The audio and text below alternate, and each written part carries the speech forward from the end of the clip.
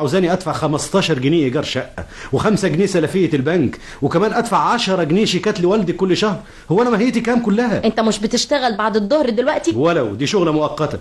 ثم انت ناسيه انك هتولدي الشهر اللي جاي؟ بابا هو اللي هيدفع اجره المستشفى، مالكش دعوه انت بالحكايه دي. والطفل اللي جاي ده مش عاوز مصاريف تانية ولا هيتولد كده وبس؟ يا سيدي بكره تاخد الدرجه الرابعه ومهيتك تزيد ان شاء الله. وان زادت الماهيه يعني هتزيد كام؟ معرفش بقى، احنا ادينا كلمه لبهجت بيه امبارح وما يصحش اتكسف مع مراته، وخصوصا دي صاحبتي وطالعه فيها قوي. هو حد يقدر يعيش في الصيف من غير فريجيدير؟ ولا في بيت واحد في الزمالك ما فيهش فريجيدير؟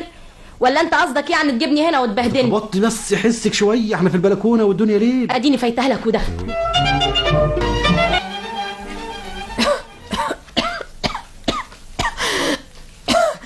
يا وهيبة. نعم يا ستي. بتعملي ايه عندك؟ ماسكه السبرت وماشيه بيه كده ليه؟ انت بتبخري ولا ايه؟ يا ستي بقالنا كتير ما بخرناش، خلي الهم ينزح عننا شويه.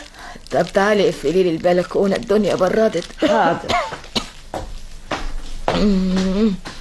ستي. مش هتتعشي بقى يا ستي؟ والنبي ماليه نفسي يا بنتي. يا ستي انت ما تغديتيش كويس ولا حتى فطرت بالمره، والساعه بقت 8 وزياده، اهو ناكل لقمه وخلاص. كل انت، انا شاب